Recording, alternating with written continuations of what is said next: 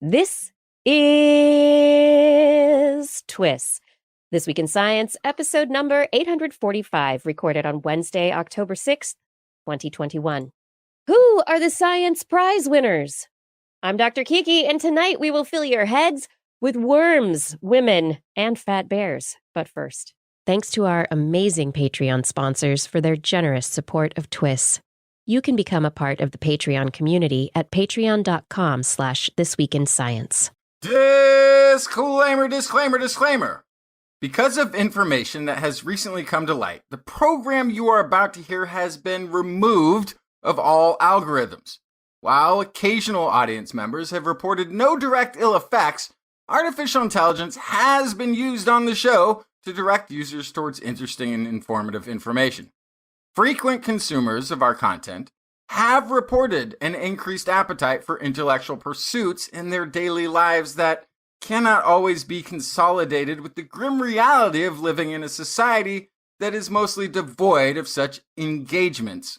As difficult as it is to say, we fully admit that we have intentionally used our algorithms to get you to interact with our content. And we further acknowledge that we knew it was very likely to give you the unrealistic expectation that interest and excitement about science was universal, and that it painted an unachievable goal of intelligent conversations with your fellow humans. And we're sorry. Actually, that was easier to say than I thought. I just said the words, and there they were. Well, now that that's over, remember to like, comment, subscribe, and get on the Patreon train because it's This Week in Science coming up next. I've got the kind of mind I can't get enough. I want to learn everything. I want to fill it all up with new discoveries that happen every day of the week. There's only one place to go to find the knowledge I seek. I want to know what's happening. What's happening? What's happening this week in science? What's happening? What's happening? What's happening this week in science? Good science to you, Kiki and Blair. And a good science to you too, Justin, Blair, and everyone out there. Welcome to another episode of This Week in Science. We're back. You ready to talk about science? Mm-hmm. Oh, good. We have all sorts of yummy science news for you this week. Little tidbits of brain stimulation from my corner. I've also got spider medicine myths and Nobel prizes. I'm handing them out all over the place. Do I get one? No. Oh. No women Oh. get one Next this year. Maybe next year. Maybe in 50 years. Justin, what did you bring? I brought fat bears, Whoop. water bears, and an ancient joff that got found. Is it a bear jaw? It is not, but you'll have to bear with You me said on it. jaw. I thought you said Joff, like Jeff with a G. Yeah. Yeah, that And a joff. No. That's what I Yes, said. I No. found this ancient skeleton named Joff. that might be what I said. I can't tell who's taking more pills to get to the show tonight, me or you. But very possible that it's both of us. Wow. Okay. All right, everybody. Blair, what's in the animal Yes. corner? It's Listen. not bears, I hope. I know what you Joffs. came here to hear tonight. I know what you're all asking about. And I brought you all the worm milk. Don't worry about the other stories. I brought some other stories too. But really just focus on the fact that I brought worm milk tonight. I'm focusing on that right now, and I Yeah. really don't know what to think about it. Really don't know what to think about it right now. Just you wait. All right, I'm waiting. I am waiting. But while everybody else is waiting, I do hope that maybe they take the time to look for us on podcast platforms where they can subscribe. You have not subscribed, can find us. All places podcasts are found. Just look for This Week in Science. We are also on Facebook, which sometimes disappears, and on Instagram, which also sometimes disappears, and on Twitter and Twitch. If we're not This Week in Science, we could be TWIS Science. Our website is twis.org. Okay, well, let's just get the awarding done with. No reason to make anybody wait. Let's award things. You ready to give out prizes? Let's do it. Okay, well, let us give today's prize out for the Nobel Prize in Chemistry in 2021 to Benjamin List and David W.C. McMillan for the development of asymmetric organocatalysis. Basically, being able to make molecules in a more efficient way so you don't end up with a lot of stuff that you don't want. It allows researchers, chemists, to produce enantiomers, or these mirror images, asymmetrical molecules that are specifically chosen. And there's not a bunch of stuff left over. So it's great for making drugs. It's great for chemistry in general, creating the chemicals that will help us live a more vibrant life, which is just fun and fancy. It wasn't what I was expecting for chemistry for this year. David W.C. McMillan, in an interview with the Nobel Prize Committee, said, "We thought it had a very low probability of success." But there you go. And he goes on to say, it's the stuff that should never work, which is where all the good stuff is, which is kind of fun. Benjamin List said, making molecules is like creating something beautiful. It is creating something beautiful. I don't think it's like creating something beautiful. It is something beautiful. It's fantastic. The Nobel Prize in Physics is shared between Syukuro Manabe, Klaus Hasselmann, and Giorgio Parisi for groundbreaking contributions to our understanding of complex systems. So systems complexity, which people were amazed that it was awarded this year, but the complexity of systems is something that underpins so much of our understanding of our own world at this point in time. Climate change research, a lot of that is based on the complex interactions of multiple different environmental parameters. How do the clouds and the sun and other aspects of the atmosphere work together to give the climate that we have? How does humanity influence it? They also say it revolutionized the theory of disordered materials and random processes. Randomness. It really does exist in the world. The Nobel Prize in Physiology or Medicine in 2021. No, it did not go to mRNA this year. It went to David Julius and Ardem Pataputian for their discovery of receptors for temperature and touch. They discovered the TRPV1 receptor for temperature and heat pain, the piezo1 and piezo2 touch proprioception receptors, which without our understanding of these, we wouldn't understand how our senses interact with the world. How do these receptors work to allow us to sense temperature, heat, cold, pain that can warn us that our body is being damaged? How do we sense those slight changes, vibrations, and those slight movements against the covering of our body, our skin? These researchers, they woke up, and David Julius said he was woken up by a text from his sister-in-law. "Someone has been trying to reach you. I didn't want to give him your phone number." So if you are outside of the Nobel Prize time zone, researchers can be woken up very early in the morning. Some other researchers who did receive the award this year, they let the phone ring and finally answered it after they had let it go to voicemail a couple of times. Yeah, if they miss the third one, they move on to the next on the list. So it's That's right. Thing Just you missed it. Sorry. Yeah. No, all you can buy, all you can year. fit in the shopping cart, shopping spree for you. Oh no. I still think for the medicine, I think the mRNA, if they haven't if they don't already have that locked in, maybe for next year or something. It definitely will be because it's yeah.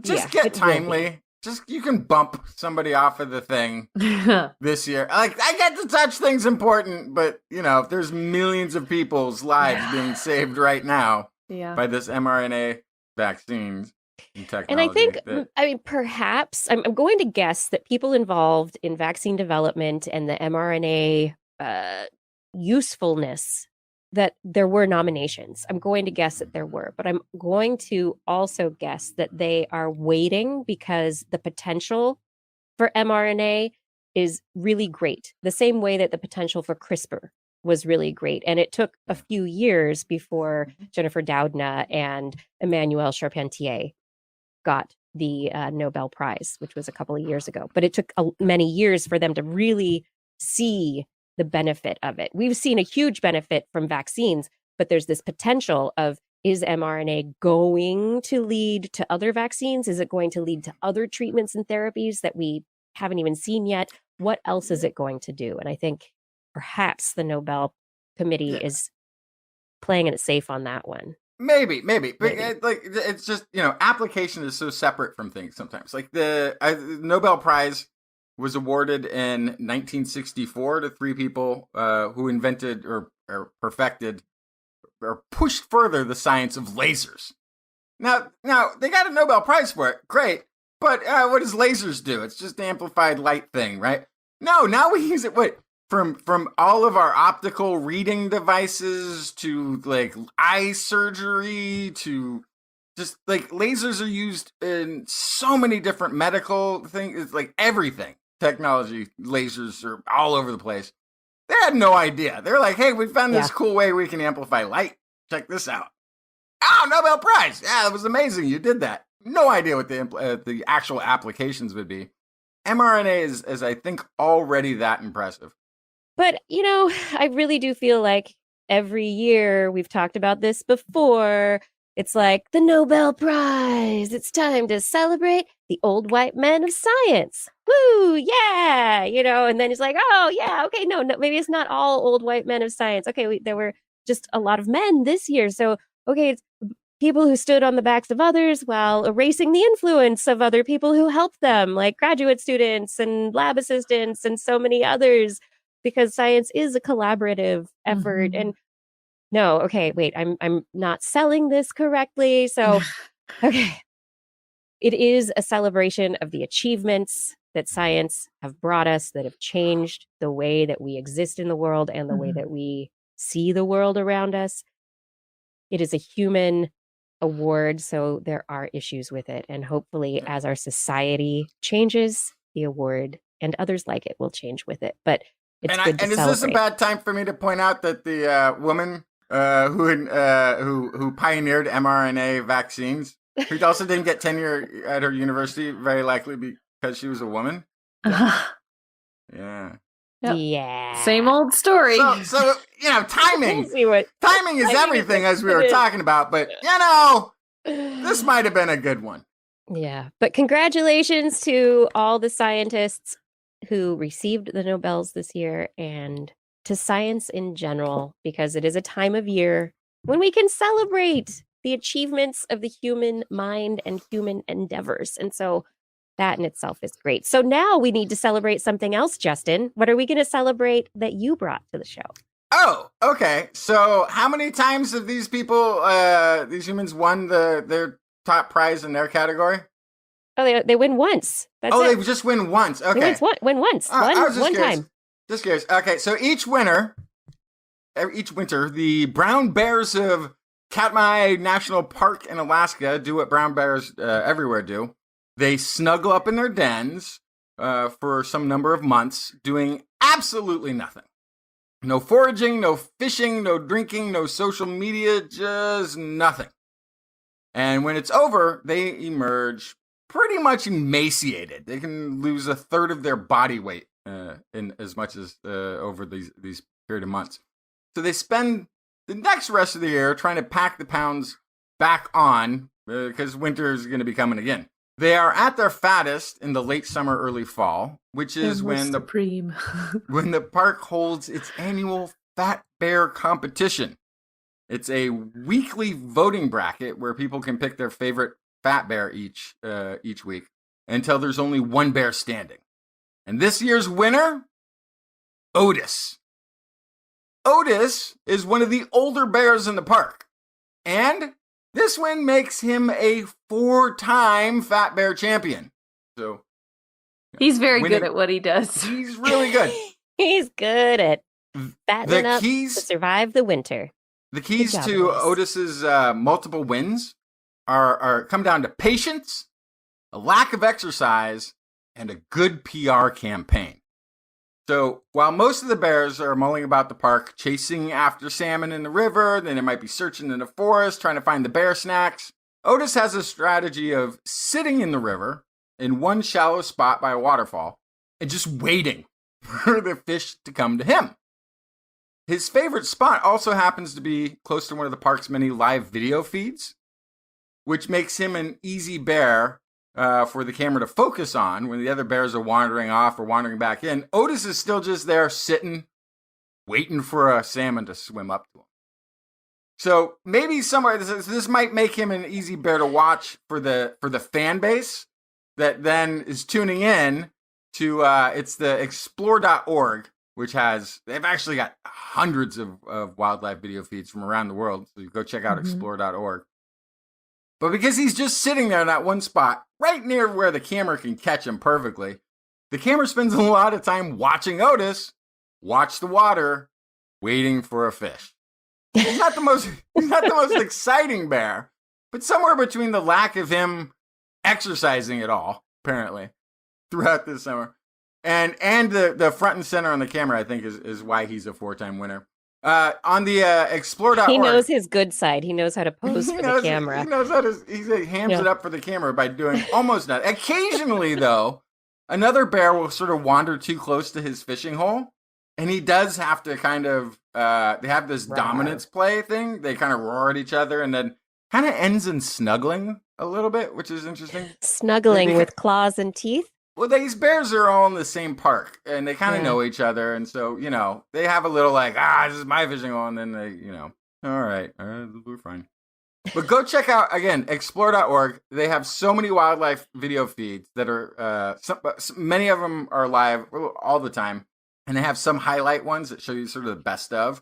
The rhino sanctuary is my favorite, but you might like the penguins, or there's polar bears. There's elephants. a hippo one. There's a hippo one. Maybe you want to see a beach covered in walruses. See what walruses are up to really when you're not looking. And there's a puffin chick cam every spring, which I also love to watch. The puffin.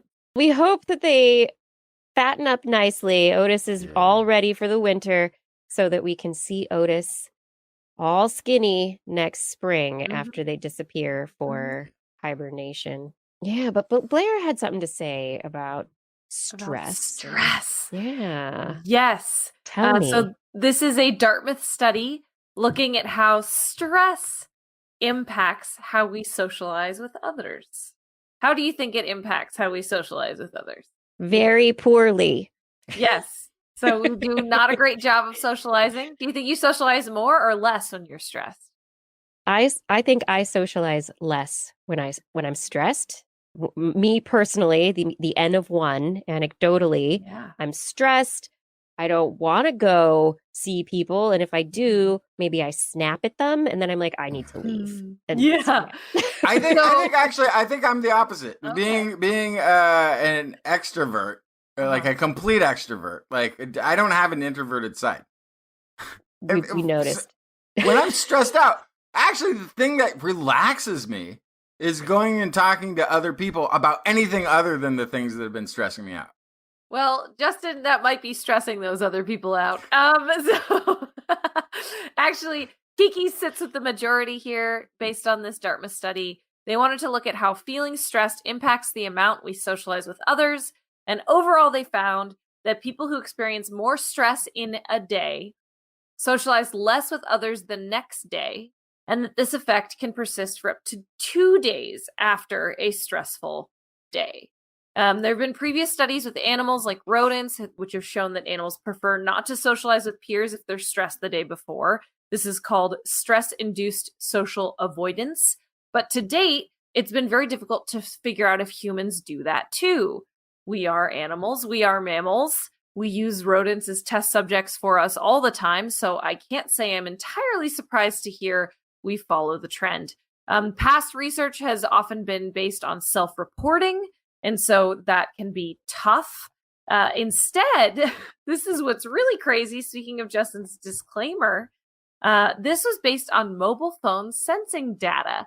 Now, the participants did, in fact, opt in. They were part of this experiment knowingly, but this mobile phone data, both passive and automatic sensing data through something called the Student Life app, they recorded sleep, movement, time spent at home. They also looked at conversation through the mobile phone's microphone. So the actual conversations or sounds weren't recorded, but basically they just would identify how long there was more than one voice happening, essentially.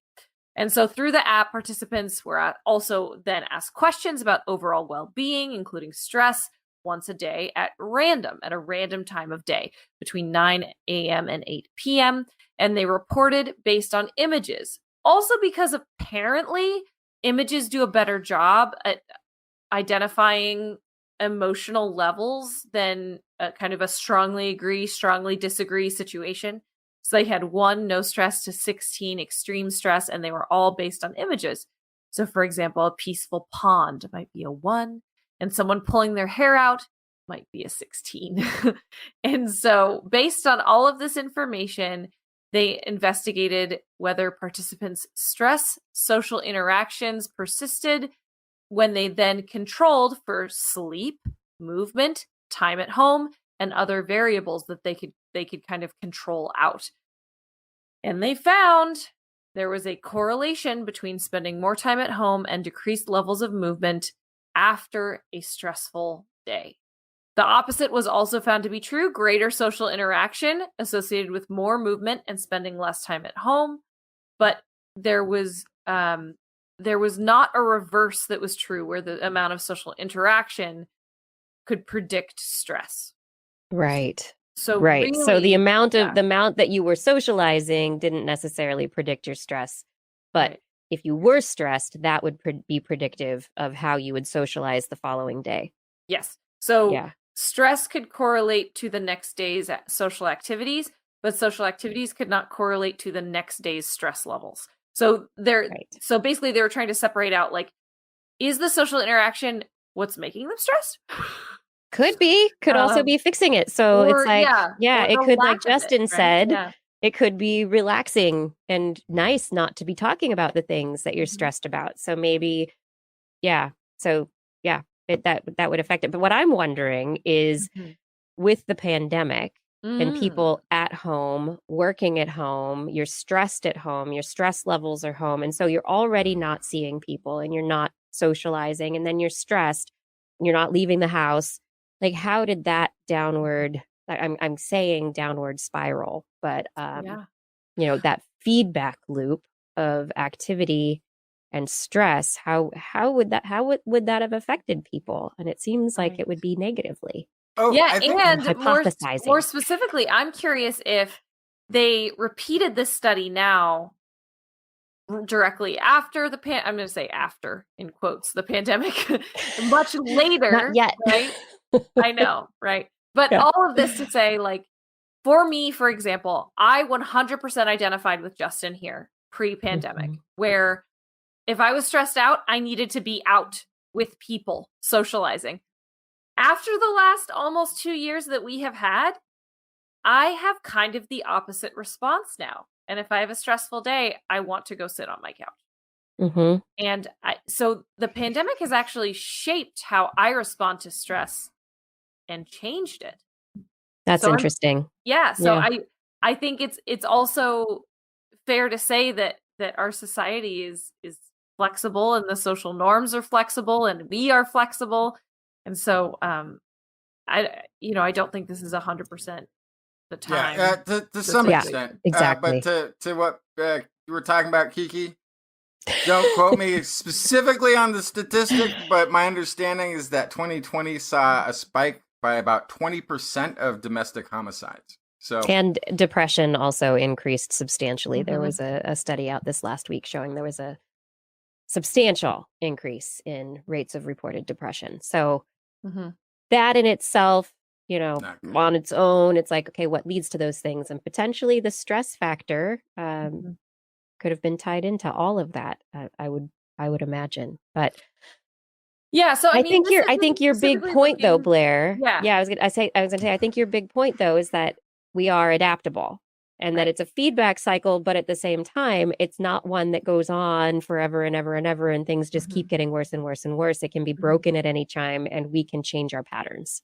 Yeah, and I think the thing, except for those people doing the homicides, you're going to jail. Yeah, but what I think what's interesting about this is it's specifically looking at the connection of stress to then social interaction. If there is another study, like kind of what we are talking about now related to the pandemic, of socialization then related to stress, that is a completely different study, right? Yeah. And if we can put those pieces together, that can help us do a better job of taking care of people who need it. So if you know that somebody is stressed and their response to that is to isolate, and you know that that person is prone to depression based on isolation, then that is an opportunity for those person's loved ones to kind of like intercede and prevent a feedback loop that could be really harmful.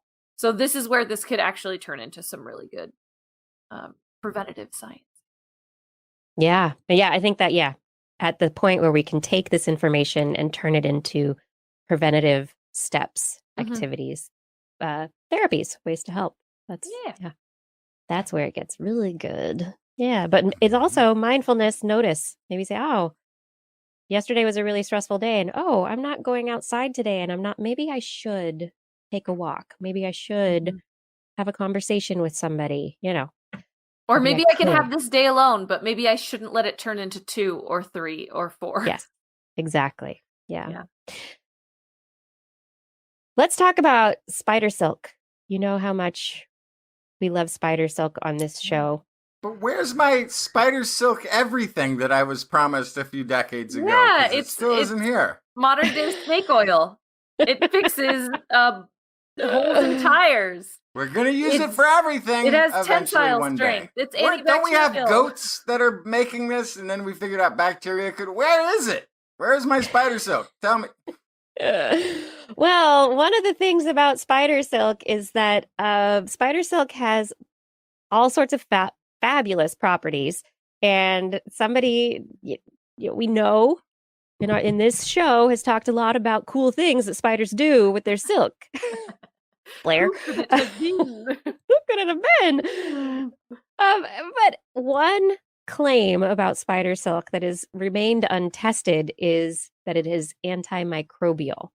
That these spiders who are trapping prey and doing all the prey is not deteriorating because there's no microbes. There's an antimicrobial aspect to it that's helping to keep all of the desiccated and sucked dry prey that they're digesting externally, I guess, in the best shape possible, that microbes aren't involved in it because the spider silk is helping things out. However, researchers just publishing in iScience have come out to say they've tested it, and that myth is busted. They've tested it all out, and nope, no antibacterial, antimicrobial properties at all. So they looked at, they did a systematic study comparing antimicrobial properties of different silk types from 7 species of spiders across the spider phylogeny, so not all within the same group. And they found bacteria. They didn't find any evidence of antimicrobial properties. So they did not find the antimicrobial activity of silk in direct contact and disc diffusion assays against gram-negative E. coli, Pseudomonas putida, and the gram-positive Bacillus subtilis.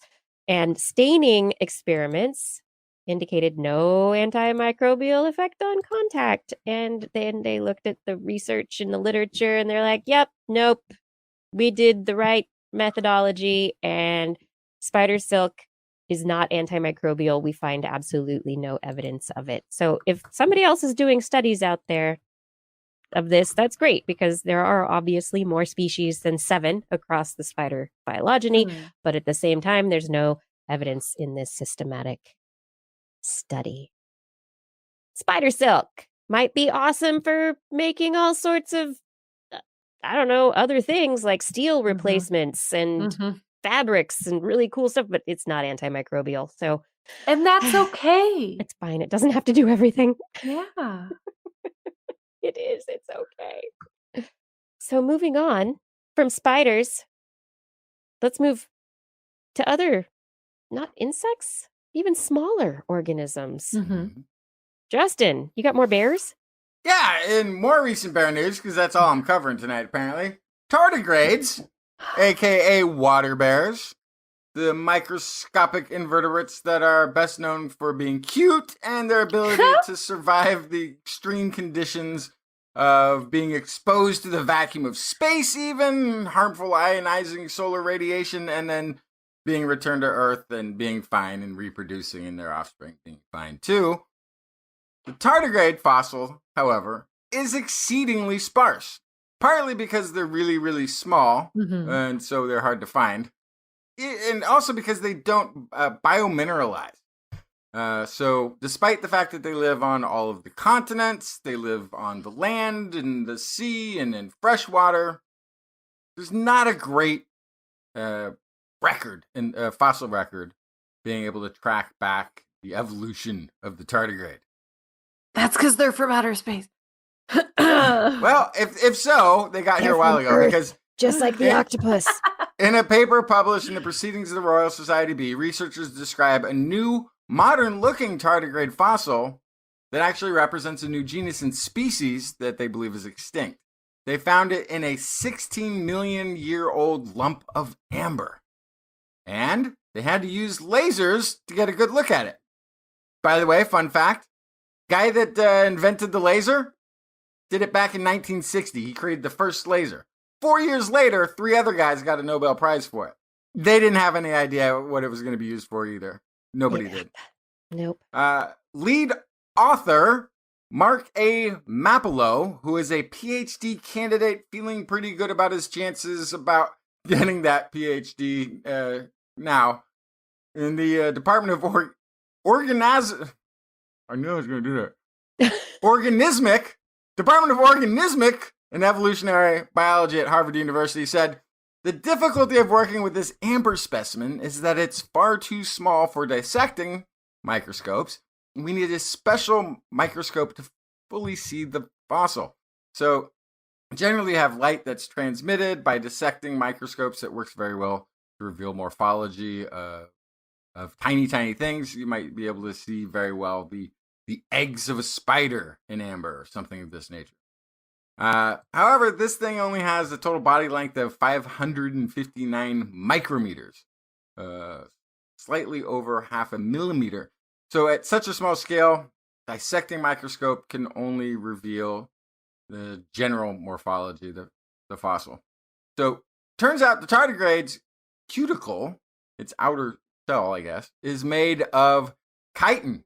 So this is a fibrous glucose substance that is the primary component of the cell walls in fungi, which is a fun, interesting thing. It's also the exoskeletons of arthropods, but I didn't know that was also being utilized the same in fungi. That's a very fun fact.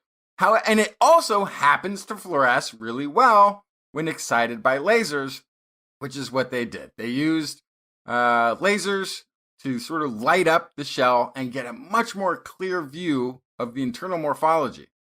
With this method, Mapilo was able to fully visualize 2 very important characteristics of the fossil, the claws and the foregut of the animal, which is also made out of the same substance. Even though, quoting again Mapilo, even though externally it looked like a modern tardigrade, with confocal laser microscopy, we were we could see it had unique foregut organization that warranted for us to erect a new genus with this extinct group of tardigrade superfamily. So, new tardigrade has Cool. been discovered, and it's 16 million years old. Again, I'm so impressed by researchers who are able to look at a chunk of amber and see something that looks like a weird little smudge and go, no, that's a tardigrade. There is a certain skill there. Our human ability to recognize patterns and be able to see things allows for these kinds of discoveries. yeah, and It's a my fleck. assumption is my assumption is we'll probably, if you're looking right, be able to find many more. It's a wonderful, wonderful And example if you have a of our telescope at technology home, and if what you we're- have a telescope at home, a sorry, telescope, if you have a microscope at There home, you sorry, go. thank you. If you have a microscope at home, tardigrades on the moon, everybody. no, they've been in space. You might need a I know. telescope. If you have a microscope, also, you might be accustomed to using it to look at very tiny things for your own amusement or interest. And so, yeah, go grab some amber. See if you can find some. Go get it. Go get it. And final little really quick story I just wanted to pop in here for those of you who've been following the quantum computing advancements. Excuse me. Researchers have published in Nature this week their work in reducing errors in quantum qubits. Quantum computers and quantum qubits are known for errors, the misflipped qubit that occurs. And we can't really use quantum computers until we deal with the problem of errors. So these researchers, to create an error-free quantum qubit, created what they call logical qubits, which are really just a combination of like 9 qubits, so that instead of just measuring 1, they're measuring 9. And it's kind of like replication in science, where it's like, oh, you got one result, let's see what happens in all these others. And so it's fact-checking based on basically data triangulation. And so they're working this system out to create these logical qubits, which are these combinations of multiple qubits, and then comparing those against other qubits in the computer. It limits the size of the computer at this point in time, but because they're able to get rid of the errors, unfortunately not yet in real time, it's like they go back after the fact and go, oh, that was a mistake. It's like proofreading after the fact at this point. So 2 things they need to do. They need to get it going in real time, so it's not the proofreading kind of error correction. And they need to make the computers bigger. So right now, because of the logical qubit and the way it's set up, it limits the size of the computer and what they can do. But because they're starting to limit errors, this will lead to advancements that will lead us to quantum computers that we're really going to work and will be very accurate. One step at a time, everybody. Yeah, quantum computers are coming. And then you know what we're going to need? 1 million people who know how to program these things, because the logic is different. The logic is different than It's classical programming. Yeah, it So is. if And that's you going want- to be a whole new doorway. Yeah, a whole new Yeah. profession. That's going to be cool. There's going Anyway. to be the engineers who build the systems. There are going to be the programmers that work with the lot of programmers. systems. You're going to And get there to will be be at the scientists who do beginning of the research computer using revolution them. that happened, where all of these people like became wealthy and famous when they got there early on. You can do that if you start going in this direction, studying this type of programming today. This is This Week in Science. Thank you so much for joining us for another week of science. If you really enjoy the show, share it with a friend today. All right, let's now jump into a segment of the show we haven't done for a couple of weeks, the COVID update.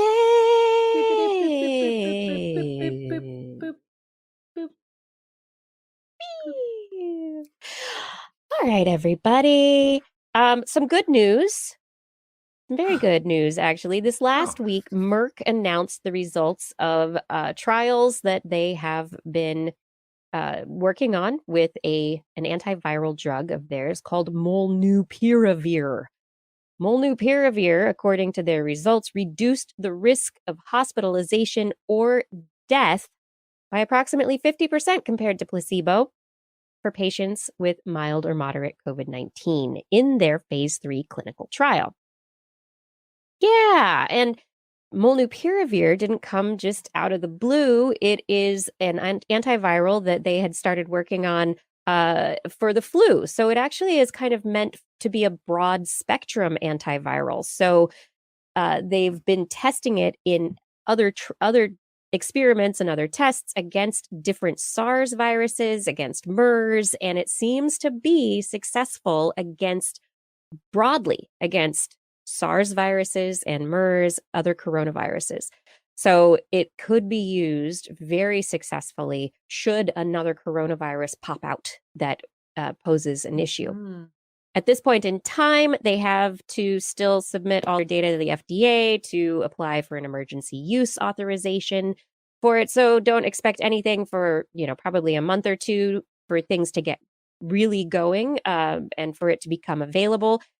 Unlike remdesivir, which is another antiviral that is being used for people in hospitals, which is an infusion, these are pills.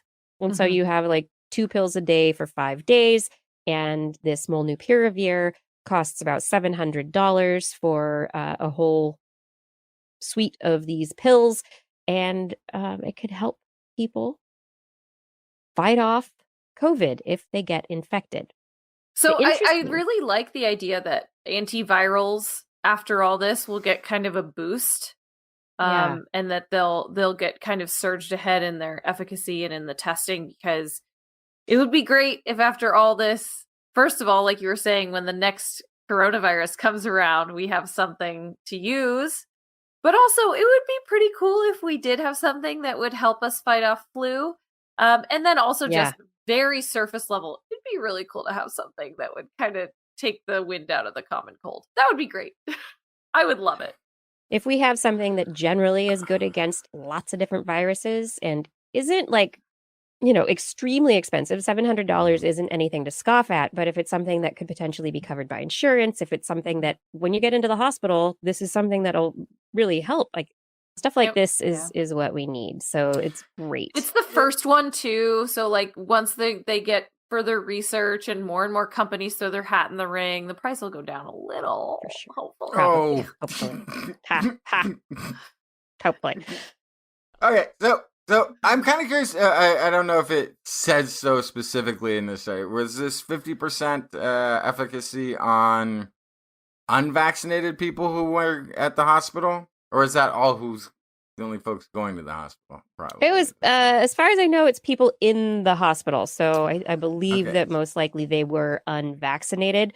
Okay. Still, the best prevention for getting COVID-19 is vaccination at this point in time. That is the best prevention. This Molnupiravir is not preventative.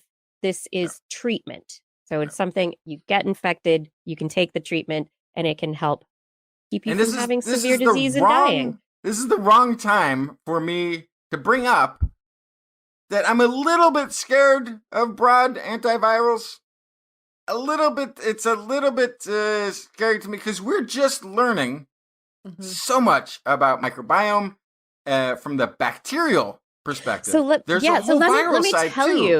me tell you how the mechanism of Molnupiravir, and there are people who are concerned that the clinical studies have not to date contained enough people for us to really be certain that there are not any bad side effects. So far, no major side effects have been reported. It's successful and it just works great, according to Merck. But Molnupiravir is what they call a ribonucleoside analog. So what that means is they give you the pills get in and they basically pretend to be a cytidine base. And so it gets incorporated into the viral RNA. And so it basically creates an error in the viral RNA because it gets incorporated instead of a T. So it's a C. It's like a fake C because it's the drug, instead of a T base pair. And so it causes an error in the RNA that codes for the virus. And so it inhibits replication of the virus. The concern is that because it is active as a ribonucleoside analog within human cells, that it could be confused for a ribonucleoside in human genetic replication. So that in cellular processes, it could be incorporated accidentally and lead to errors that inhibit transcription processes. To date, this has not been seen, but it is a concern of researchers. Okay. We do know that molnupiravir, it works. It's successful in limiting hospitalization, severe disease, death in people with COVID-19. That is potentially a great thing, and it could be a wonderful tool in our toolbox for helping to save people's lives. But there are lots of questions. Ale Legolas in Twitch chat room is saying, would that be a possible cause for cancer and mutations? We don't know. Possibly. I mean, if the ribonucleoside from the drug gets incorporated into human DNA, is that what's happening? We have not seen that yet. And so since we haven't seen it yet, hey, that's great. Maybe our cellular system is smart enough to tell the difference, whereas a viral replication machinery mechanism is not smart enough. So, but it also sounds pretty specific, because you also have to understand it is very specific. You eat all sorts of DNA. Oh, we eat all it all the time. Yes, we're eating stuff. Exactly. Don't be afraid of the idea that you don't. You ingest tremendous amost of RNA from all sorts. Have you? I don't look anymore like a cow or a chicken. It, and yes, we got all sorts of stuff. I'm not plant based either at this point. So it's also, you also don't have to take it to an illogical conclusion. Further on this, published in JAMA this month, Surveillance for Adverse Events After COVID-19 mRNA Vaccination. They looked at 6.2 million people who received 11.8 million doses of an mRNA vaccine. And they looked for 23 different serious health outcomes and found that they were not significantly higher for people within 1 to 21 days after vaccination. So even looking at stuff like that has been reported, like myocarditis, they did not see a concerning level of risk or increase for individuals looking at this massive data set of 11.8 million injections. And then even beyond that, another study that just came out in Clinical Infectious Disease found in a mouse model, for those people who have suffered from the acute myopericarditis, which is an inflammation of the membrane that surrounds the heart and has been an issue for young men mostly after getting vaccinated with the mRNA vaccines, and still much less so than for individuals who have been infected by COVID-19. It's still higher risk for myocarditis with COVID-19 than with vaccination. But what they found is that with muscular injections of the mRNA vaccine in mice, that if the vaccine got into a vein and became accidentally an intravenous injection, the mice got myopericarditis. And so they're thinking that in these rare cases that there's the possibility that you're jabbing this needle into the muscle and it's hitting a vein possibly, or, going through a capillary, getting in somewhere that it's not supposed to necessarily, and causing this inflammation. All the more reason to get the shot in the butt. There's even just big muscle. Yeah. So what they say, their conclusions from this study, the study provided in vivo, in living animal, evidence that inadvertent intravenous injection of COVID-19 mRNA vaccines may induce myopericarditis. Brief withdrawal of syringe plunger to exclude blood aspiration may be one possible way to reduce such risk. So instead of just jabbing the needle in and squirting the vaccine in, take a second to pull the plunger out if you are delivering the vaccine to see if there's blood. And if there is, you know that you've hit a vein. Take two. Take two. Sorry, got to do it again. Don't want you to have heart inflammation. So Oh, that's good information. That should probably get out there. Yeah. right. I think it's very interesting. I mean, this is still caveat in mice, but it's not something that would, it could only positively affect people to make that slight change, especially when vaccinating young men. Yeah, I mean, it's not going to hurt to make sure you're not giving a shot into the veins. It's not there's literally Right. nothing like that's not there's Sorry. only positives there. This isn't something where you have to Only. sit and wait to collect all the data and get it peer reviewed and like figure all this stuff out. Just do a little plunger pull. That's easy. That's a very easy thing to get out there and ask people. I hope that happens.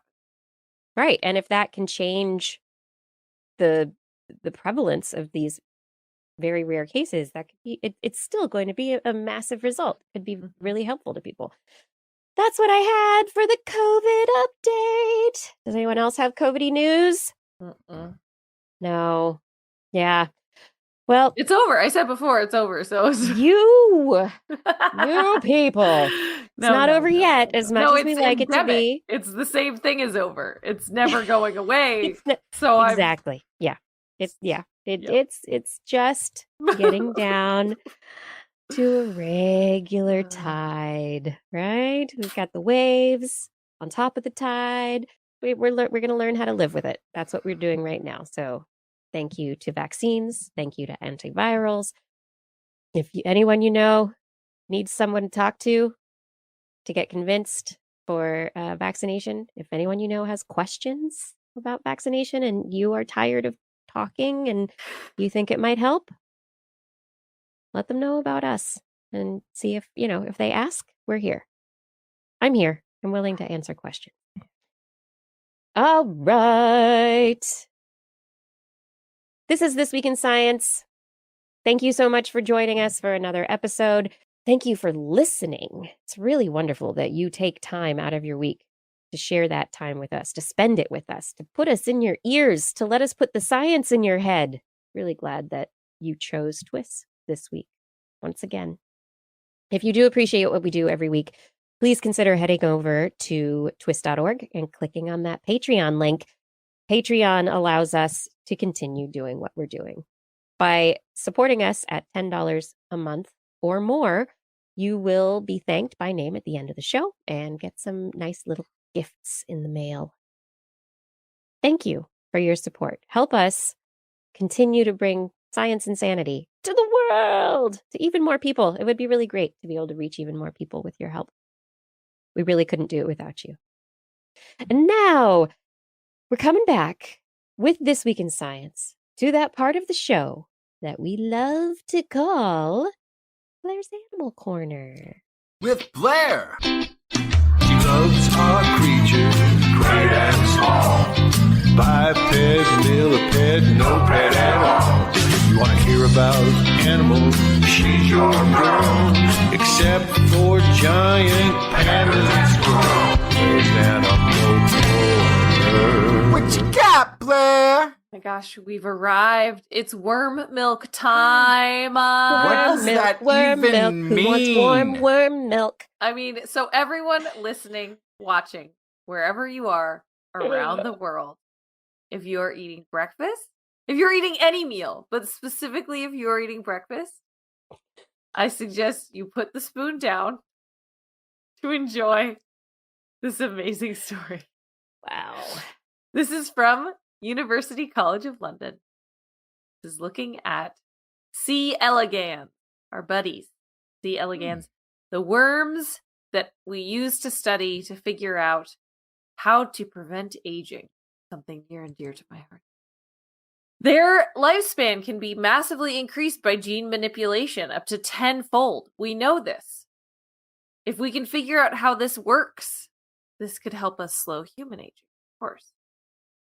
So, in the latest attempt to unlock the key to long life through C. elegans, scientists have discovered that as worm mothers age, they secrete a milk-like fluid through their vulva that is consumed by their offspring and supports growth.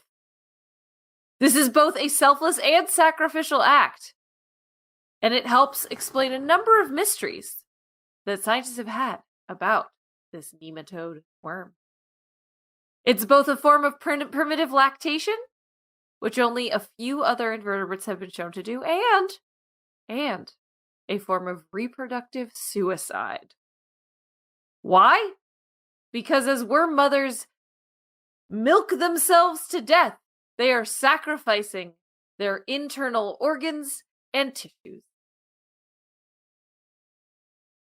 When they run out of reproductive material, they have both male and female reproductive organs. So the females will reproduce by fertilizing themselves with a very limited stock of sperm.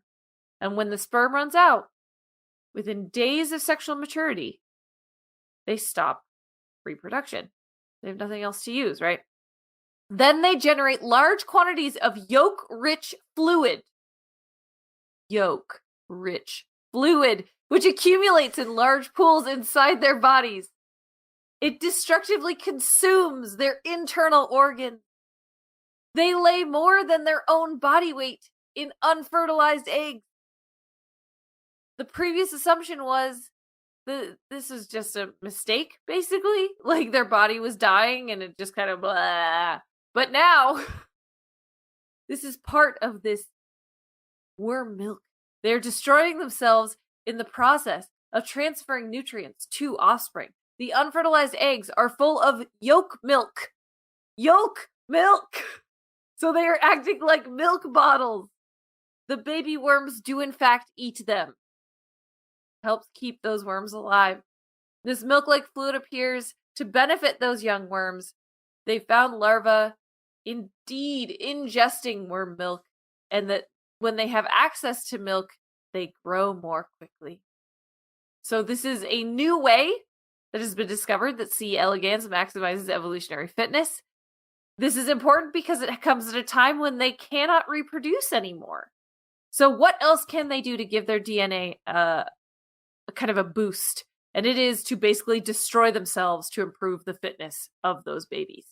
Once they've run out of sperm, what do? Oh, of course, I melt down my own tissues to turn into yolk milk to transfer to my offspring. Let me be the giving worm. Yes. Oh my goodness. It really is. It is the giving tree story, but it's a worm. yes, that secretes yolk milk out of its vulva, indeed. So, this is important because this seems to have a genetic location and origin that is related to what gets messed around with when they're able to extend these nematodes' lives. So, really, where this gets interesting, besides just being a crazy thing that has been learned, is that this might be the key to them being able to extend the lives of C. elegans. So if really all they're doing is turning off suicidal reproduction, then this doesn't actually help us figure out how to make us live longer. So this is a really important key to figure out. If this is what they were effective, they were turning off suicidal reproduction by increasing their age, then really we learned nothing in relation to extending our own lives. Lead author Professor David Gems said, quote, "In the end, what is critically important is to understand the principles that govern the process of C. elegans aging and explain the cause of age-related disease more generally. We don't yet understand this for any organism. But for C. elegans, we're getting there, and the discovery of worm milk gets us another step closer." So worm milk is not like a technical term, is it? No. There's no lactose in it. No. It's actually yolk milk is a closer thing to say. If you want to Yeah. call it worm yolk milk, that's probably the most accurate. It's really just yolk. Basically, it's Yolk secretions. They are dissolving their internal tissues and organs to create yolk-filled unfertilized eggs for baby worms to eat. Mm-hmm. If that's better. Here are your for all of you to snacks. They hear. are part of me. Yeah, and now I I die. am you. Yeah. Yeah. Yeah, so I just thought you all might really appreciate that. And now you can go back to cooking, eating. I don't know. Maybe can you? I hope you're not shopping at the grocery store right now in front of the dairy aisle. Every mother is sitting looking at their child right now, Yeah. thinking, I am yolk You're milk. dissolving me from the You inside. are dissolving me. I'm being consumed.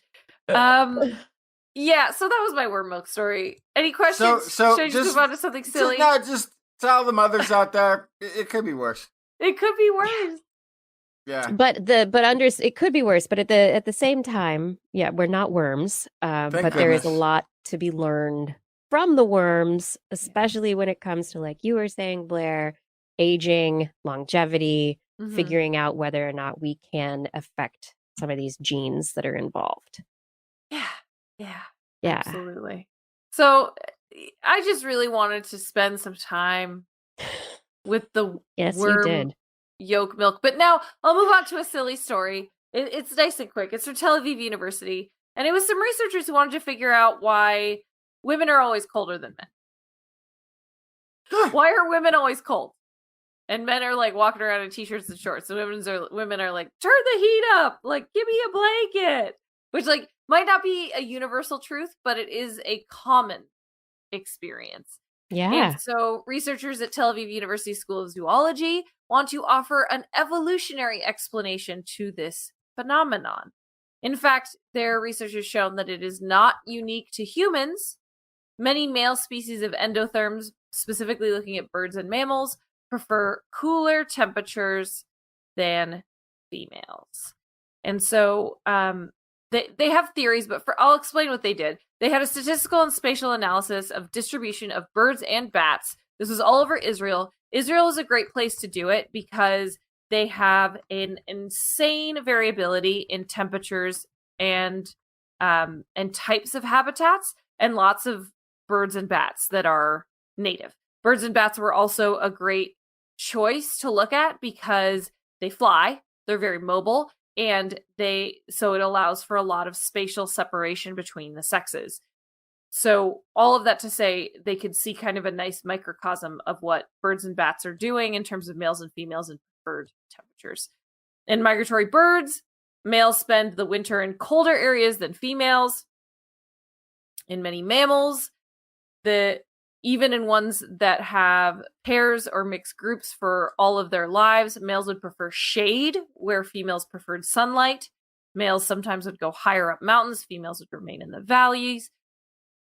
And this was over 40 years of research on thousands of birds and 11,000 individual birds and bats in this study. So this is a pretty widespread study. And so they propose that this is a built-in evolutionary difference between heat-sensing systems in the two sexes, which is related, among other things, to reproduction and caring for offspring. So there are certain times that segregation is really helpful in species between males and females, and so this might actually be something that is being pushed based on these temperature differentials. They say there's a lot of previous research on different pain sensations and experiences and neural mechanisms between males and females within a species. And so this could be just another sensing difference in males and females, right? And so this could help with reduced competition over environment, especially in species where males can become aggressive towards babies.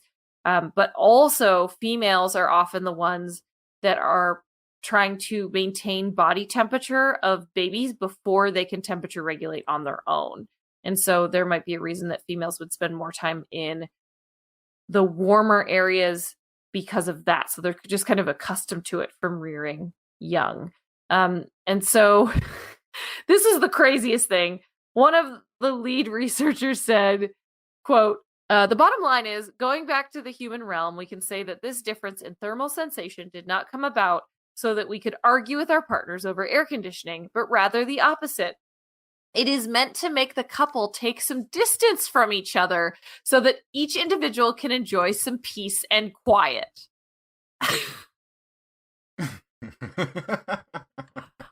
So that's a leap, I think. But I do think it's interesting that males and females have different temperature preferences in bats and birds as well as in humans. I think that's probably one of the most interesting points there is that, okay, these temperature differences that we argue about, oh, I need the warmer side of the bed, I need another blanket or whatever. Turn the air conditioner up, turn the air conditioner down. These things we think of as very human behavioral dynamics, that they're not. They're maybe more, they're not even just mammalian. They're across different, different taxa. And so I think that's fascinating. But the idea that part of it is evolutionarily on purpose to keep males and females apart, that there's potentially a benefit for females to, when we've talked about lions and other bears, other animals that where the males can be aggressive and they seek out young so that they can kill them and have another chance with the female for reproduction. And so if you think about it, maybe it's like, okay, I got it. Yeah, that was nice and cozy. I gotta go now. All right, see you later. I'm gonna protect my kids. Maybe that's where it came from. Who knows? This is definitely one of those cause and effect questions where it could also be the other way. It could be that there are internal processes bring us that together. Require the females to have a higher temperature than males, and it has nothing to do with needing to separate them. Yes, we're attributing value, or where maybe there is no behavioral value. What were you going to say, Justin? I was just going to say, it just seems like everybody might be overthinking it. It might just be an evolutionary adaptation. Absolutely. Like, I'm nice and warm. What would you like to snuggle? Right? Right. Maybe it's better for relationships. Yeah. I think that's just like men were like, woman won't lie with me in cave. And then the warmer guys over the years, they were the ones who were like, they were successful because they were natural sex. That's the thing. We don't know. No. We don't know the answer to it. It's all figuring out these evolutionary reasonings. Is it behavior? Is it social? Is it physiology? But that's super fun. And the last thing I will just mention is that a widespread. lot of reptiles have temperature-dependent sex determination. So there is a fundamental difference in the way an animal develops in reptiles based on what temperature they're at. So there is no reason that evolutionarily that's a carryover of some sort. And perhaps it is better for reproduction if women have lower temperatures. Maybe it's better for that cell division and for everything to work. Yeah. Maybe that's all it is. Yeah.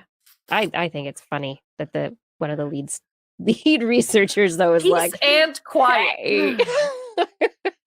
Hey. It's an evolutionary reason to have separate beds. It's the evolutionary reason that I need a den. Oh my goodness. Thank you for that, Blair. This is This Week in Science. And you know what this time of year is? This time of year always brings Blair's Animal Corner calendars. We now have a link on the website. So if you head over to TWIS.org, you can get yourself an order for the TWIS Blair's Animal Corner calendars for 2022.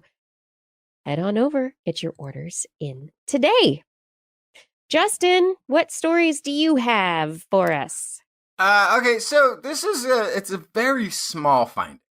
There's an anatomically modern human jaw was discovered in Sulawesi, Indonesia. Sulawesi, I think, is the island of where Indonesia is. Kind of confusing, the maps down there. Also, just next to Kalimantan, if you're familiar, which is also Burma, which is also Malaysia, I think. There's like a lot of... They're still figuring out all the names. They're still working on all the names. But this big island, which I think Indonesia is on, there is a jaw that they've dated between 16 to 25,000 years old, and is a very rare find. It's I think the oldest one on the Sulawesi island that they've discovered at this point, of a modern, complete, an anatomically modern human. They've recovered these elements consisting of basically the complete palate and the frontal process of a human right side of the jaw. It belonged to an elderly individual. They haven't been able to age or sex it, which is usually something you can do with teeth. These teeth are very small, which might make you assume it was young, except that it exhibits very severe wear and a lot of dental pathologies that push it into that more elderly age. So they're having some issues dating the age exactly, sexing it. It's small, which is the teeth are smallish, which is sort of weird. They have some aboriginal, native-looking aspects to them, but it's still a curiosity. It's still sort of an interesting find, especially where it is. This is right in the crossroads of where we're finding Homo floresiensis, where we're finding there's like another hobbit, like right in the same area. I forgot what the name of that one is. This is also where we have this very distinct line between the Papuan lineages and an East Asian lineage. This is also an area where everybody's got some Denisovan. This is also the area where it's thought that the Aboriginals of Australia would have progressed through at some point in order to reach Australia. So it's this very interesting area. So they found this skull. It's one of the oldest that they found of a modern human. But now, what I really want them to do, they go into great length describing the morphology and let's get some DNA. They don't even talk about because that's still to come, hopefully. They have teeth, so they can hopefully get DNA and dentin out of the teeth and get some information. Yeah, and they may have more, finds there. So this was a site that they were digging in that they initially had found burned animal bones and some small signs of at least what looked like the manufacture of stone tools, if not the stone tool artifacts themselves. So they had some clues towards human habitation, but they haven't found, this is the first human find that they've got there. So they're hoping that there's a burial site somewhere nearby, that this might have been displaced at some point slightly. So they're going to be going through this area and digging more and more. But the Sulawesi site, I'm kind of excited about it. Hopefully they'll find more. Hopefully they can get some DNA extracted from some of this. Because this island story is pretty wild. They do have findings of stone tools elsewhere on the island that are like 18 to 194,000 years old. There are stone artifacts and technologies that are straightforwardly not associated with human fossils that they have found near them. So the identity of who made them is unknown, but it's been kind of thought that this could be Denisovans that were there, that they may have been present in that period of time. So there could be also overlap in time between Denisovans. Some evidence on the northern part of the islands are saying maybe 30,000, as recent as 14,500 years ago. There could have been Denisovan. That, which if correct, both means that they were there at the same time as humans, because now we're finding atomically modern humans in that area. Could also be kind of curious because it means that Denisovans would have been capable of some major sea crossing, so that instead of Denisovan modern human admixture happening sort of more on a mainland of Asia, that they could have actually been taking place on islands. Again, or this could be people who had admixed, who had moved. We could be talking about a hybrid thing. So there's all sorts of interesting things that can get unraveled once this fossil, and hopefully others can be found, can answer. Finally, there's an element You of need this more story. than one for sure. Yeah, there's an Gotta get element more. of this that's also interesting. In the region, there are early human ghosts species. There are ghost species that can be inferred from patterns of archaic integration into the genomes of the modern day people there in various parts of the island, Southeast Asia, and Asia in the wider region, that we don't have currently identified as Neanderthal or Denisovan, and aren't associated with any other lineage of modern human.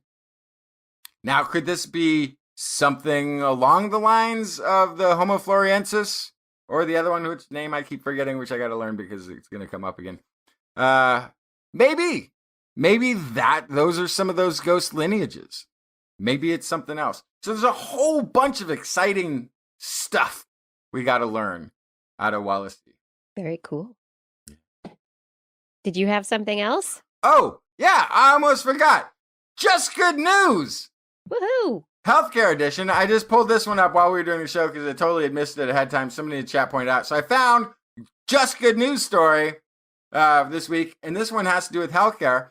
Turns out Americans are investing more in being healthy. This is the Healthcare Cost Institute Annual Healthcare Cost and Utilization Report. It finds that we spent 2.9% more per person on healthcare in the United States in 2019. And that between 2015 and 2019, we increased our investment in healthcare by 21.8%, or $1,074 per person. While Our investment, huh? Yeah, while utilization of healthcare services declined slightly in 2019. We still had an increase. So we like healthcare. We're not using it as much. That's great, but we're putting more money into it because we love to be healthy. That's how I'm reading it. People are spending. It increased over that 5-year period that they studied between 2015 and 2019, 14.8% more today in 2019 than they did in 2015. Prices only increased 10.5%, while the professional services increased 3.9% over those years. Sort of interesting. In outpatient services, pricing increased 31.4%. Oh, these are prices, not necessarily just based on spending. Inpatient, admission costs grew 30.8%. Spending on prescription drugs increased 28.4% over the 5 years. This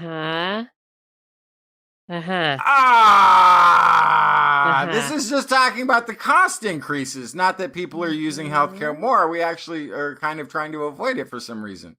We're avoiding it because it's really expensive. Yeah. Oh, healthcare costs are increasing. We're spending more money on healthcare, but we're not using it as much, probably because we are avoiding it because it's expensive. So this is not good news, on Justin. Preventative care, but we're trying to be healthy. More in the end. You know what? It's probably supply and demand. Like more people are going to get checkups or something. Except it's less. It's declining. Yeah, no one went to the doctor last year. Well, COVID's a little bit different. Nobody was going. All right. So is it not too soon really to talk good news. about? Yeah. Is it? All right. That's the last time I try to find the just good news story while the show is already going, because that did not work. That did not work out well. I didn't thought that work was out. because it was like Americans are spending more on their health. I thought it was like, yes, finally people are doing good things with their money. But it turned out we were just paying more for the same or less, actually. So, Paying more and getting less. The American dream. Mhm. Meanwhile, some really good news potentially. The World Health oh, Organization has green lit a malaria vaccine. The Hmm. vaccine is a bit controversial because it does only have 30% effectiveness. It takes 4 shots to really be effective in kids, but when used with other treatments and other prophylactics, it can reduce incidence of disease, hospitalization, death by 60 to 70%. So it is another tool in the toolbox. So the World Health Organization has said, yes, let's use it. And this will allow it to be distributed throughout Africa and malaria prone regions and hopefully save lots of lives. Fingers crossed. We'll see where that goes.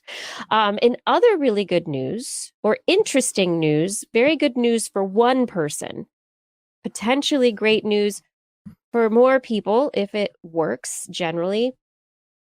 Researchers reported this last week in Nature their use of deep brain stimulation to treat depression in a woman. The woman had not reacted well to any other treatments for depression. Nothing else seemed to work, and the researchers said, "Well, let's try this deep brain stimulation. Let's see if it helps." The researchers previously have tried deep brain stimulation to try and treat depression, and it has not really had great results. But the difference this time is that the researchers took the time to measure her brain activity while she was experiencing depressive thoughts, depressive incidents throughout her day. And so every time she would have a depressive thought, she would mark it and say, I'm having a depressive thought. And they would take a look at what was happening activity wise within her brain. And so they got a recording of that and plugged that in to their stimulator so that the stimulator reacts to that specific Mm. brain activity as opposed to just stimulating a particular area of the brain. So it is very specifically unique to this one woman. But the treatment made her smile and laugh for the first time in what she said was as long as she could remember. It is successful, has been successful for this woman, successfully treating her depression to the point where she's able to have her negative thoughts interrupted by the brain stimulation so that they don't continue their feedback loop, so that she doesn't get into a depressive spiral. The researchers are saying that they hope that they will be able to do this kind of work within more people in the future. This is for sure the kind of thing that is a last ditch effort because it is implanting something into the brain. It's very invasive. And, if people can respond to drug treatments, then that's going to be better, hopefully, than going to deep brain stimulation. But the researchers at the University of California, San Francisco, said that they're really starting to recognize some of the complexity involved in how mood is regulated in the brain as a network. Sarah, she said, when I first received stimulation, I felt the most intensely joyous sensation, and my depression was a distant nightmare for a moment. I just laughed out loud. It's the first time I had spontaneously laughed or smiled in 5 years. This is interesting. I feel like it's based on the same basic theory as shock treatment, like electric shock treatment. Like you're trying to interrupt the negative thoughts. Yeah. But that's using a hammer, and this is using a scalpel, right? So you're basically just saying like, just stop everything, as opposed to like, oh, let's interrupt this very specific brainwave at this very specific moment. That's really interesting. I love that. Yeah. And hopefully this can treat more people. This device is used normally to treat epilepsy. It's the NeuroPace RNS system. They've adapted it, and it costs about 26,000 pounds, $35,000. But they're hoping to recruit more people for a larger trial to see if this can be more broadly successful than previous efforts. So this would be like a pacemaker. Like it would be something that is Yeah. self-sustaining inside your brain. Yeah. That learns your own brain patterns. Wow. Yep. Wild. Yeah. So it's trained to you, not to anybody else. But yes, it would recognize certain patterns of activity, interrupt those patterns of activity when they arise, and hopefully allow you to interact with the world where normally you would not be able to. Awesome. Yeah. Yeah, I think it's very, very cool. Really, it's existing technology being used in a slightly different way. It's got a little different spin on it. It's this personalized medicine, and hopefully that can be very helpful. And then my final story for the night. Maybe if you're constipated, we can treat you and make your memory better. What? Do you have to be constipated? Yeah, it's like that the prerequisite to getting a better memory? Don't think Or you does it have to mean be constipated. But these researchers publishing, they reported at the European Society of Neuropsychopharmacology meeting, and they've also published their work in translational psychiatry. They used a 5-HT4, which is serotonin receptor agonist. There are multiple different forms of serotonin receptors. It's like serotonin is a key that can fit multiple slightly different locks, and when it gets into these different locks, it has a slightly different effect. And 5-HT4 is a receptor that in the brain has been shown to be involved in cognitive functioning and memory. And there's a lot of 5-HT4 receptors involved in like the hippocampus and amygdala and areas related to memory formation. Well, it's also in the gut, and a compound called prucalopride is an agonist of the 5-HT4 receptor. It gets in there, binds to the receptor, and in the gut, it treats constipation. When it gets into the brain, according to this study, it improves your memory. Okay. It changes brain activity because it's stimulating these same receptors, just in different locations. So in this study, their volunteers for the study were not constipated, just normal people, but they got the constipation drug. So my question that has not been answered adequately in the paper or anywhere is whether or not they were more regular after this study or during the study. But after just 6 days of prucalopride, they had improvements in their ability to remember images during a trial situation. Explosive diarrhea. I know. I hope not. So then, Yeah. okay. So immediately then I'm like trying to do the what came first thing. So if somebody deals with frequent constipation, is there higher generation of this that's being utilized to attempt to treat constipation? And then when the constipation is overcome, does this then migrate to the brain? No, it's in the bloodstream. If you take it, Because, if you take it as a pill, right? And then I don't mean that systemically, it's going to go to the gut, and it also apparently can get into the brain as well. But I don't mean it as the drug. I mean, if this is something, I'm talking about the natural formation of this to fight, to get somebody unblocked. What do you mean the natural formation? What isn't this? I thought you said that this is utilized to the body's uses this to combat. No. So so in the gut, the activation of these serotonergic receptors leads to increased motility and the pushing, the the gut moves things out. But this is not. But the serotonin or whatever it is not doing that naturally. Serotonin, yes, serotonin will naturally be involved in that in the natural process, and so this drug basically adds more. It's like getting more serotonin, but it's not serotonin. Right. So my question though is being constipated generating more serotonin in the gut to attempt to overcome it? And then once overcome, does it get into the bloodstream, go to the brain, and give you a better memory? Because then I want, you know what I want to do? Now, here's the thing. I now want to study people who have frequent constipation and see what their memory is like. I want to know if people who are on this drug on a regular basis have improved memories. Okay, that would be that's fine. Step one.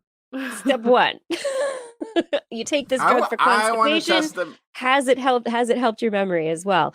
I want to test the memories of people with IBS. I have a feeling some of the most hallowed halls of physics and computer programming have a lot of people texting from the bathroom. Possible. Right. And I'm starting to formulate a hypothesis there, Justin. This was Josiah Zander's problem, remember? Do an experiment. Okay. I think it's a good study. If somebody's looking for a study, I would see if there's a correlation between memory skills and IBS or frequent constipation. IBS covers a lot of things, though. The constipation one. Then. Yeah, you have to be specific. Yes, people who get. Yep. So the researchers, they're wondering whether or not to get better results, if they need to increase the dose of the drug compound in their studies. They need to see if they can replicate these findings again. This is just a proof of concept. So they had one study prior that led them to doing this one. It's still just very proof of concept. There are a lot of questions to ask here. But yeah, potentially prucalopride might clear you up and get your brain working too. Woo-woo. I do hope that tonight's show has unblocked some people and, helped your cognitive processes, and, that TWIS is stimulating your mind. Yes, absolutely. Did we do it? Have we made it through all the stories? Did anyone have anything else? Did. Oh, we made it. We did it. Oh my goodness. I would love to thank everyone for being here and being a part of the show tonight, listening in. Fada, thank you for help with social media and show notes. Identity 4, thank you for recording the show. Gord, I want to say thank you, and Arnlore as well. Thank you for helping in the chat, and making sure everything runs kindly in there. And additionally, thank you to Rachel for editing the show and helping create little bits and pieces for social media. Got audiograms, folks. And most of all, thank you to our Patreon sponsors. Thank you to Kent Northcote, Rick Loveman, Pierre Velazard, Ralph E. Figueroa, John Ratnaswamy, Carl Kornfeld, Karen Tazi, Woody M.S., Andre Bissett, Chris Wozniak, Dave Bunn, Vegard Shefstad, Hal Snyder, Jonathan Stiles, a.k.a. Don Stylo, John Lee, Ali Coffin, Maddie Perrin, Gaurav Sharma, Shubru, Don Mundis, Stephen Albaran, Daryl Myshak, Stu Pollock, Andrew Swanson, Fred S104, Sky Luke, Paul Ronovich, Kevin Reardon, Noodles, Jack, Brian Carrington, Matt Bass, Sean and Nina Lamb, John McKee, Greg Riley, Matt Hessenflow, Gene Tellier, Steve Leisman, a.k.a. Zima, Ken Hayes, Howard Tan, Christopher Rappin, Dana Pearson, Richard, Brendan Minish, Johnny Gridley, Kevin Railsback, Rami Day. There's a lot of letters there. Flying Out. Email me if you have a pronunciation that you would like me to use for your name. Flying Out, Christopher Dreyer, Artyom, Greg Briggs, John Atwood, Hey Arizona, support Aaron Lieberman for governor, Rudy Garcia, Dave Wilkinson, Rodney Lewis, Paul, Mallory Sutter, Philip Shane, Kurt Larson, Craig Landon, Mountain Sloth, Jim Trapose, Sarah Chavez, Sue Doster, Jason Olds, Dave Neighbor, Eric Knapp, E.O., Kevin Parachan, Aaron Luthen, Steve DeBell, Bob Calder, Marjorie, Paul Disney, David Simmerly, Patrick Pecoraro, Tony Steele, Ulysses Adkins, and Jason Roberts. Thank you for all of your support on Patreon. And if you would like to support us on Patreon, head over to twis.org And click on the Patreon link. On what next week's show? We will be back Wednesday, 8 p.m. Pacific Time, broadcasting live from our YouTube and Facebook channels and from twist.org/live. Hey, do you want to listen to us as a podcast? Maybe listen back to this week's Blair's Animal Corner while you cook your breakfast. Just search for This Week in Science wherever podcasts are found. If you enjoyed the show, you can get your friends to subscribe as well. For more information on anything you've heard here today, show notes and links to stories will be available on our website, www.twist.org, where you can also sign up for a newsletter. And you can buy the 2022 Blair's Animal Corner calendar there as well. You can also contact us directly. Email Kirsten at kirsten@thisweekinscience.com, Justin at twistminion@gmail.com, or me, Blair, at blairbaz@twist.org. Just be sure to put TWIS, TWIS, in the subject line, or you know where your email's going to go. It's going to go into a worm yolk milk sack. I will never read it.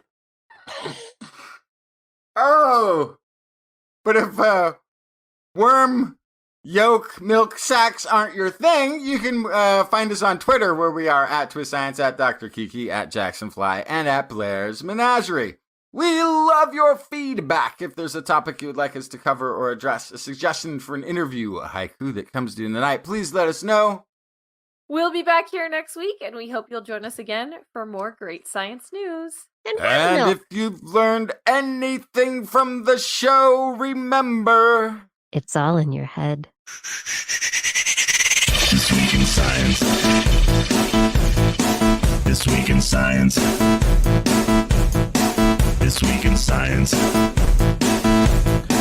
This Week in Science, it's the end of the world. So I'm setting up shop, got my banner unfurled. It says the scientist is in, I'm gonna sell my advice. Show them how to stop the robots with a simple device. I'll reverse global warming with a wave of my hand. And all it'll cost you is a couple of grand.